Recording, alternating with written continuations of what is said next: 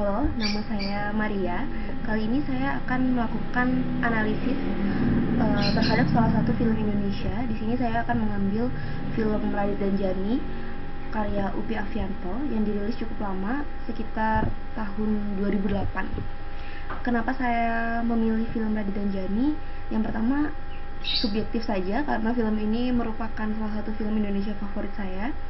Kemudian untuk alasan yang kedua adalah karena film Radit dan Jani ini saya anggap sebagai film Indonesia yang mampu mewakili budaya subkultur kaum muda sebagai simbol dari penolakan nilai-nilai dominan. Banyak digambarkan suara-suara anak muda dalam mengaktualisasi diri mereka ketika mereka berusaha menafsirkan realitas-realitas dunia yang seringkali sangat bertolak belakang dengan bagaimana masyarakat yang secara normal melakukan penafsiran-penafsiran terhadap realitas. Maka dari dua alasan itu saya menganggap bahwa film Radit dan Jani dapat menjadi salah satu karya pop yang cukup kompeten untuk dibongkar dan dianalisis lebih lanjut. Semua orang gak ada yang percaya kalau kita akan selalu terus selamanya. Mereka semua tuh tahu apa sih tentang kita? Hah?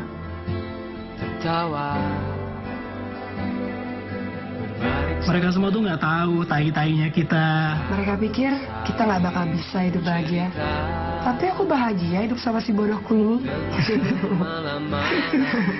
Bahagia tuh kita yang ciptain, bukan mereka. Mereka pikir kalau gue nggak bisa kasih lo rumah, mobil, baju bagus, itu artinya gue nggak bisa ngebahagiain lo.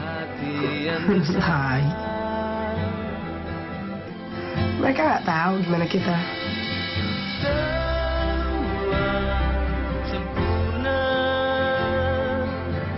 Kita kan selalu berdua, dan gak ada yang pernah bisa misahin kita.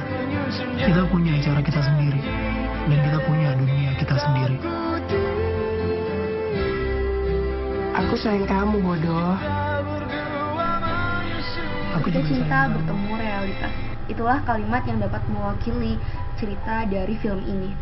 Film Radit dan Jani bercerita mengenai dua pasangan muda, yaitu Radit yang diperankan oleh Vino Bastian dan Jani yang diperankan oleh Fahrani, yang nekat menikah muda dan menjalani pernikahan yang ditentang oleh banyak pihak, khususnya oleh orang tua Jani. Dalam kehidupan pernikahan ini, penonton kemudian akan disuguhkan oleh banyak cara-cara tidak biasa mereka dalam menjalani dan merespon isu-isu dalam hubungan pernikahan, yang kemudian bisa dianggap sebagai perwakilan dari pemberontakan subkultur kaum muda yang berusaha diangkat oleh Upi. Di sini kebahagiaan dalam persepsi mereka berkali-kali berusaha diliterasikan oleh Upi dalam berbagai dialog-dialog mereka. Yang paling mencolok tentu dialog yang dikemukakan pada awal film. Selain bagaimana definisi mereka terhadap kebahagiaan, kita bisa mengamati bagaimana kebahagiaan menurut mereka itu merupakan kebahagiaan yang menjadi oposisi publik, dan bagaimana tanggapan publik terhadap kebahagiaan mereka itu cenderung menolak dan menghukum kebahagiaan yang dianggap menyimpang dari konstruksi kehidupan normal. Kemudian yang juga unik dari cara Upi menyajikan film Radit dan Jani ini ialah bagaimana Upi sangat detail meletakkan atribut-atribut. Kita mengamati bagaimana cara Jani berpakaian dalam kehidupan sehari-harinya. Itu seringkali dianggap menyimpang oleh masyarakat di sekitarnya.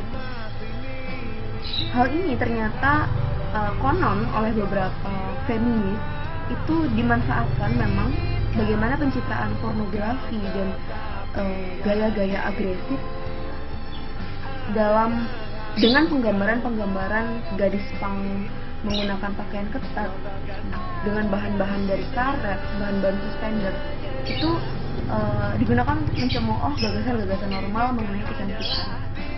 Bagaimana karakter utama digambarkan dan bagaimana atribut-atribut dilekatkan serta identitas dilekatkan pada mereka bisa jadi merupakan bentuk inti dari perlawanan subkultur yang dipertegas melalui produksi gaya yang berbeda di mana gaya tersebut bertujuan untuk mengacaukan, menumbangkan, dan mendeskonstruksi hegemoni yang dianggap benar dan berlaku dalam kehidupan masyarakat. Namun bisa jadi juga UPI kemudian justru terjebak dalam stereotip negatif masyarakat, yang hal ini bisa jadi sedikit mengurangi empati penonton pada pemberontakan yang coba diangkat.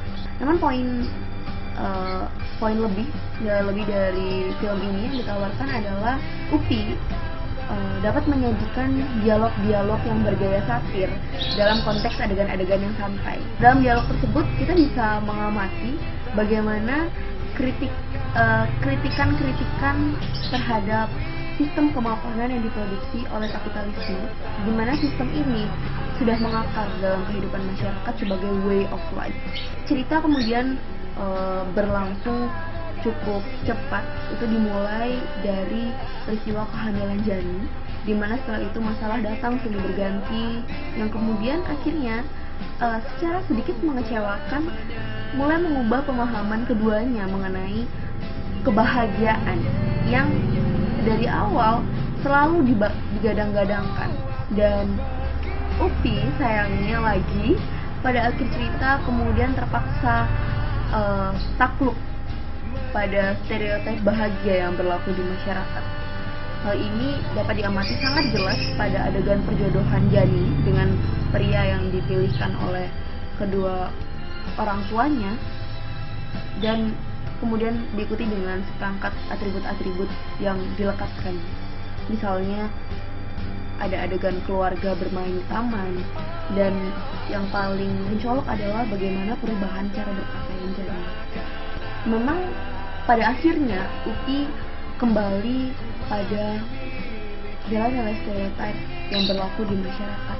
Tapi secara umum saya tetap menganggap film ini menarik, apalagi karena pemikiran mengenai subkultur ini datang dari pemikiran sineas Indonesia, dan dalam film ini terjadi dalam setting kultur Indonesia. Radit dan Jani masih menjadi salah satu film favorit untuk saya, dan mungkin belum terlambat bagi Anda untuk menjadikan Radit dan Jani sebagai salah satu film favorit Anda juga. Terima kasih.